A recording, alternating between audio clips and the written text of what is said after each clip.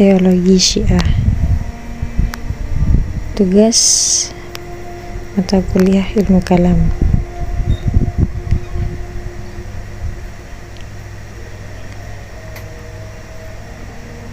Apa itu Syiah?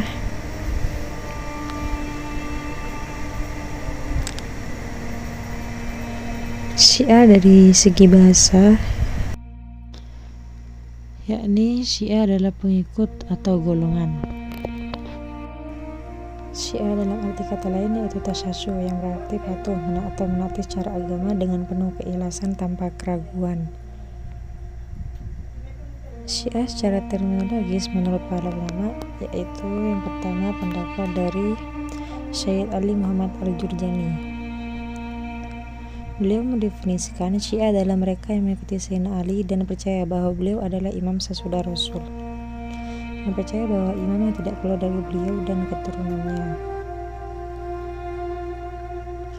Yang kedua adalah Muhammad Husain At-Tabi'i. Beliau menjelaskan dalam bukunya, Syiah adalah kaum muslimin yang menganggap pengganti Nabi merupakan hak istimewa yang dimiliki oleh keluarga Nabi SAW. Yang ketiga adalah Hamid Dabashi. Menurut beliau, Syiah adalah sebagian kaum muslimin yang dalam bidang spiritual dan keagamannya merujuk pada keturunan Nabi. Yang keempat adalah Tengku Muhammad Hasbi As-Sadiqi. Menurut beliau, Syiah secara khusus untuk orang yang mengangkat Ali dan keluarganya untuk menjadi khalifah, dan keluarganya lah yang berhak menjadi khalifah. Yang kelima adalah Muhammad Husain Tabat-Tabi'i. Pendapat beliau, Syiah untuk pertama kalinya ditujukan kepada para pengikut Ali dan pemimpin pertama Ahlul Bait pada masa Nabi SAW. Dapat disimpulkan bahwa Syiah adalah suatu kelompok yang menyatakan bahwa Ali bin Abi Thalib adalah paling utama di antara para sahabat, dan yang berhak untuk memegang kepemimpinan kaum muslim, dan demikian juga anak cucunya atau Ahlul Bait.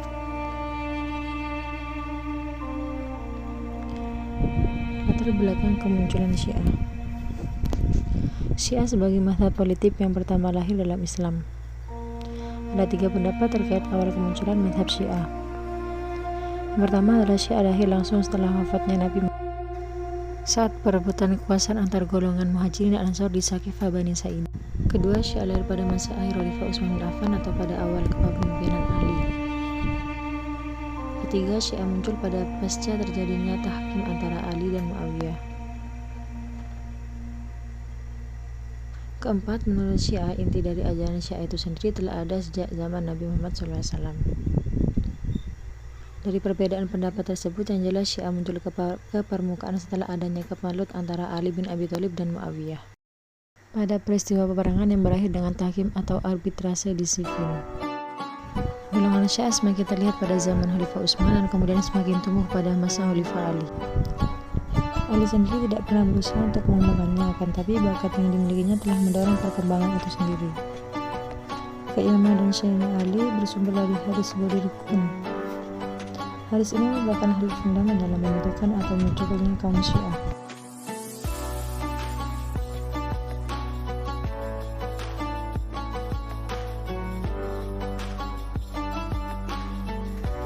Setelah Rasul memberikan beberapa inti salinan Islam, beliau mengangkat tangan Sayyidina Ali didirikan sebagai kafir dan berkata, barang siapa yang menjadikan aku sebagai mulanya, maka Ali adalah mulanya juga. Doktrin teologi Syiah. Yang pertama adalah Ahlul Bait, yang kedua Al-Bada, yang ketiga Asyura, yang keempat imam atau kepemimpinan, dan yang kelima adalah Ismah. 6 Hudawiyah, 7 Marja'iyah atau Wilayah Al-Fadhi, 8 Raja'ah, 9 Taqiyah, 10 Tawassul, 11 Tawali dan Tabarri. Yang pertama adalah Ahlul Bait atau keluarga atau kerabat dekat, yaitu istri-istri Nabi. Yang kedua hanya Bani Hashim. Yang ketiga terbatas pada Nabi sendiri, Ali, Fatimah, Hasan, Husain, dan imam dari keturunan Ali bin Abi. Yang kedua adalah Al-Bada, yakni keyakinan bahwa Allah mampu mengubah suatu keputusan yang telah ditetapkannya dengan keputusan yang baru. Yang ketiga adalah Asyura, yakni hari ke-10 bulan Muharram sebagai bergabung Syiah untuk memperingati dan mengenang perjuangan Husain bin Ali.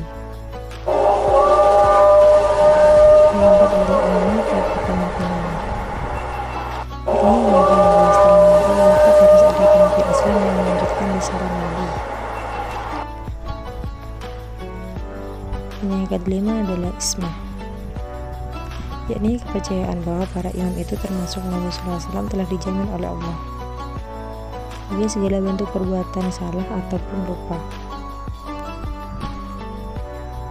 Yang keenam adalah mandawiyah, yakni keyakinan akan datangnya seorang juru selamat pada akhir zaman yang akan menyelamatkan kehidupan manusia di muka bumi ini, yang disebut Imam Mahdi. Yang ketujuh adalah marja'iyah atau wilayah al-faqih, yakni kekuasaan atau kepemimpinan para fuqaha. Yang ke-8 adalah roji'ah, yakni keyakinan akan hidupkannya kembali sejumlah hamba Allah. Menurut mereka adanya dua kehidupan setelah mati, yaitu kehidupan yang terakhir di akhirat dan kehinaan sesudah mati sebelum kehidupan di akhirat.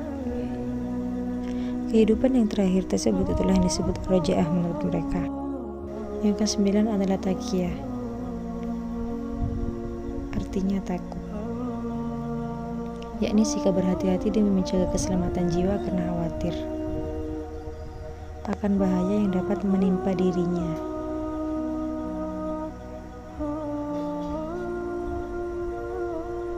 Sepuluh adalah tawassul, yakni mohon sesuatu kepada Allah Subhanahu wa Ta'ala dengan menyebut pribadi atau kedudukan seorang nabi, imam, atau bukan seorang wali, supaya doanya cepat dikabulkan oleh Allah. Dalam Syiah, tawassul merupakan tradisi keagamaan yang sudah dipisahkan. Yang ke-11 adalah tawalli dan tabarri. Tawalli berasal dari kata tawalla fulanan, artinya mengangkat seorang sebagai pemimpin.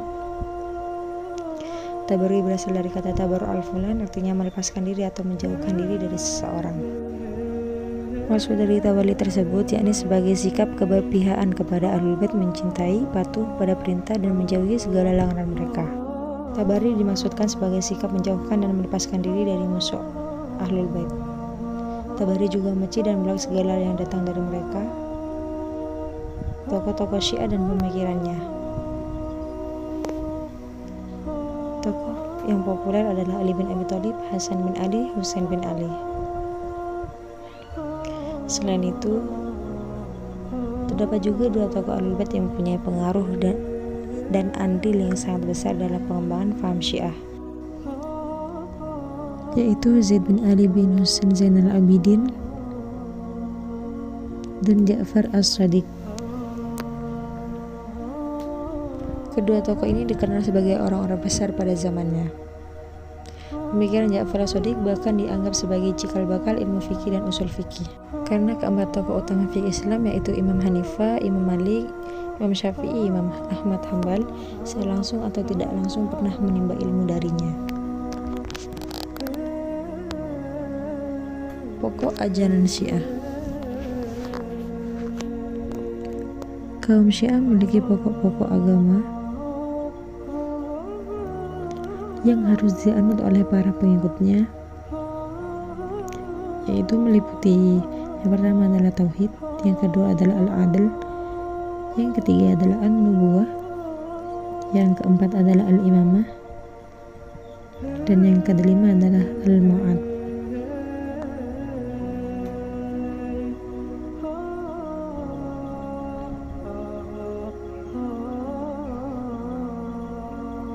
Dari kelima tersebut, yang pertama adalah tauhid, bahwa Tuhan adalah Maha Esa. Yang kedua adalah al-adil, keadilan, bahwa Tuhan Maha Adil. Yang ketiga adalah an-nubuwah, wahyu atau kenabian, bahwa kepercayaan Syiah meyakini keberadaan para nabi sebagai pembawa berita dari Tuhan kepada umat manusia. Yang keempat adalah al-imamah atau kepemimpinan, bahwa Syiah meyakini adanya imam yang senantiasa memimpin umat sebagai penerus risalah kenabian. Yang kelima adalah al-ma'ad, tempat kembali setelah meninggal, bahwa kaum Syiah yakin akan terjadinya hari kebangkitan. Sekte-sekte Syiah. Sekte Syiah muncul diakibatkan oleh persoalan imamah.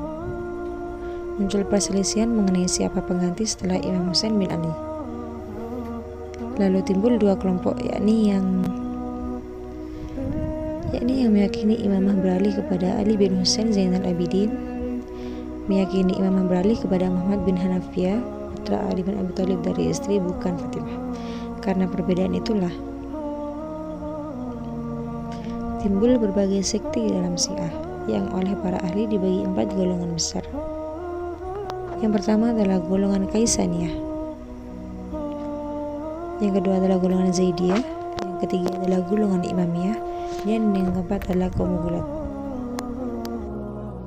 Yang pertama adalah golongan Kaisaniyah. Kaisan atau dari nama Muhtar bin Ubaid yang dipanggil dengan nama Kaisan. Sekte ini terpecah menjadi 2 kelompok.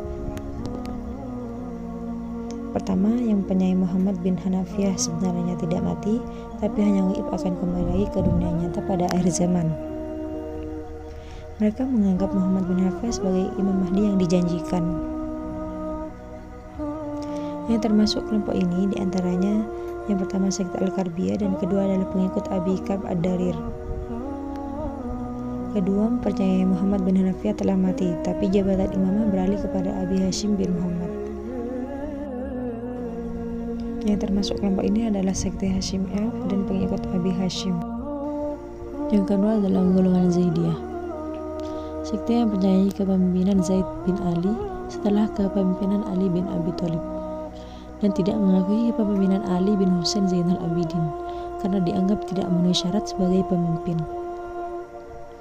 Kriteria imam menurut Zaidiyah yang pertama keturunan Fatimah binti Muhammad, kedua berpengetahuan luas, ketiga Zaid hidup hanya dengan beribadah.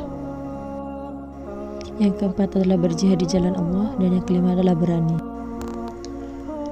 Sekte Zaidiyah ini mengakui keabsahan Khalifah Abu Bakar dan Umar, tidak menolak prinsip Imam Al-Mafdul ma'awujud al-Afdal, tidak harus dengan nas tapi boleh dengan ikhtiar.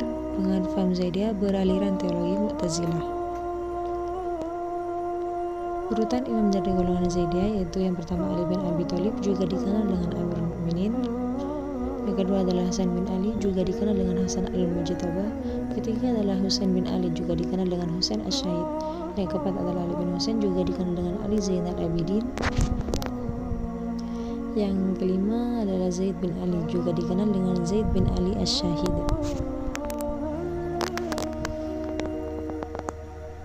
Sekte Zaidiyah selanjutnya terpecah menjadi sekte Jarudiyah, Sulaimaniyah, dan Batriyah. Yang ketiga adalah golongan Imamiyah.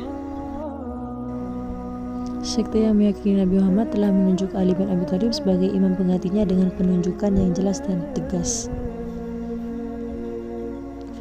Dan mereka tidak mengakui keabsahan Abu Bakar, Umar, dan Utsman. Karena meremang golongan ini telah sepakat bahwa imam pertama adalah Ali bin Abi Thalib, kemudian Hasan, Husain, Ali bin Husain, lalu Muhammad Al-Baqir dan Ja'far As-Shadiq. Dalam menentukan imam pengganti Ja'far As-Shadiq, sekte ini pecah menjadi beberapa sekte. Yang pertama adalah sekte Isna Asyariyah, yakni meyakini jabatan imam pindah ke anaknya Musa Al-Kazim. Yang kedua adalah sekte Ismailiyah yang meyakini jabatan imamah pindah kepada Ismail bin Ja'far As-Shadiq, putra Ja'far As-Shadiq. Yang ketiga adalah sekte Al-Waqifiyah yang menganggap jabatan imamah berakhir padanya. Sekte Isna Asyariyah dalam sejarah pernah menguasai Khalifah Abbasiyah melalui dinasti Uwaihi. Sekte ini merupakan sekte Syiah yang terbesar. Sekte ini meyakini Nabi Muhammad telah menetapkan 12 imam penerus risalahnya, yaitu yang pertama adalah Ali bin Abi Thalib, juga dikenal dengan Amirul Mukminin. Yang kedua adalah Hasan bin Ali, juga dikenal dengan Hasan al-Mujtaba. Yang ketiga adalah Husain bin Ali, juga dikenal dengan Husain Asy-Syahid. Yang keempat adalah Ali bin Husain, juga dikenal dengan Ali Zainal Abidin. Yang kelima Muhammad bin Ali, juga dikenal dengan Muhammad Al-Baqir. Yang keenam adalah Ja'far bin Muhammad, juga dikenal dengan Ja'far As-Shadiq. Yang ketujuh adalah Musa bin Ja'far, juga dikenal dengan Musa Al-Kazim. Yang kedelapan adalah Ali bin Musa, juga dikenal dengan Ali Ar-Ridha. Yang ke-9 adalah Muhammad bin Ali, juga dikenal dengan Muhammad Al-Jawad atau Muhammad At-Taqi. Yang ke-10 adalah Ali bin Muhammad, juga dikenal dengan Ali Al-Hadi. Yang ke-11 adalah Hasan bin Ali, juga dikenal dengan Hasan Al-Askari. Yang ke-12 adalah Muhammad bin Hasan, juga dikenal dengan Muhammad Al-Mahdi. Ke-12 imam itu dianggap maksum karena apa yang dikatakan dan dilakukannya tidak akan bertentangan dengan kebenaran, karena selalu dijaga Allah dari perbuatan salah dan lupa. Sekte Ismailiyah. Sebagai sekte terbesar kedua golongan Imamiyah, mengakui Ja'far telah menunjuk Ismail anaknya setelah beliau wafat. Menurut sekte ini, selama seorang imam belum mempunyai kekuatan yang cukup untuk mendirikan kekuasaan, maka perlu menyembunyikan diri. Setelah kuat, ia akan keluar dari persembunyiannya.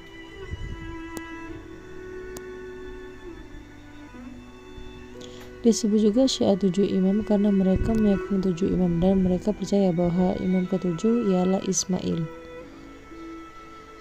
Urutan imamnya yaitu yang pertama adalah Ali bin Abi Thalib, juga dikenal dengan Amirul Mukminin. Yang kedua adalah Hasan bin Ali, juga dikenal dengan Hasan al-Mujtaba. Yang ketiga adalah Husain bin Ali, juga dikenal dengan Husain al-Syahid. Yang keempat adalah Ali bin Husain, juga dikenal dengan Ali Zainal Abidin. Yang kelima adalah Muhammad bin Ali, juga dikenal dengan Muhammad al-Baqir. Yang keenam adalah Ja'far bin Muhammad bin Ali, juga dikenal dengan Ja'far As-Sadiq. Yang ketujuh adalah Ismail bin Ja'far, adalah anak pertama Ja'far As-Sadiq dan kakak Musa al-Kazim. Yang keempat adalah kaum Wulad. Syiah Wulad adalah golongan yang berlebih-lebihan dalam memuja Ali bin Abi Thalib atau imam-imam lain dengan menganggap bahwa para imam tersebut bukan manusia biasa, melainkan jelmaan Tuhan atau bahkan Tuhan itu sendiri. Menurut sebagian ulama, sekte Wulad tidak dapat digolongkan dalam kelompok Syiah karena telah jauh menyimpang dari ajaran Islam, terutama masalah tauhid.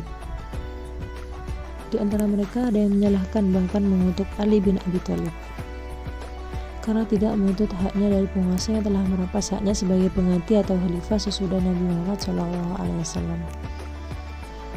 Padahal inti ajaran Syiah memuliakan Ali bin Abi Thalib. Menurut Ibnu Khaldun dan ulama Syiah, kaum Wulad dipandang sebagai golongan yang sesat dan tidak diakui sebagai sekte Syiah, bahkan juga tidak sebagai golongan Islam sekalipun. Kaum Wulad terdapat dua golongan, yaitu As-Sabaiyah dan kedua Al-Gharabiyah. Yang pertama, golongan As-Sabaiyah berasal dari nama Abdullah bin Sabah. Golongan ini menganggap Ali bin Abi Thalib sebagai jelmaan dari Tuhan atau bahkan Tuhan itu sendiri. Yang kedua adalah golongan Al-Gharabiyah, golongan yang tidak se-ekstrim As-Sabaiyah dalam memuja Ali bin Abi Thalib. Menurutnya Ali adalah manusia biasa, tapi dialah seharusnya yang menjadi utusan Allah. Perkembangan Syiah di era kontemporer. Paham Syiah dianut oleh sekitar 20% dari seluruh umat Islam. Penganut paham Syiah tersebar di negara-negara Iran, Irak, Afghanistan, Pakistan, India, Lebanon, Arab Saudi, Bahrain, Kuwait, Amerika, Eropa, dan Indonesia. Perkembangan Syiah atau yang mengatasnamakan mazhab Al-Wahabiyah di Indonesia cukup besar. Sejumlah lembaga yang berbentuk pesantren maupun yayasan didirikan di beberapa kota besar di Indonesia, baik itu di Jakarta, Jawa Barat, Jawa Tengah, dan Jawa Timur. Kurang lebih terdapat 40 yayasan Syiah yang tersebar di sejumlah kota besar. Selain itu, penyebaran Syiah disampaikan melalui kader-kader Syiah yang ditugaskan di daerah-daerah terpencil. Juga melalui majalah dan tabloid serta buletin Syiah yang beredar di Indonesia. Baik, sekian, terima kasih.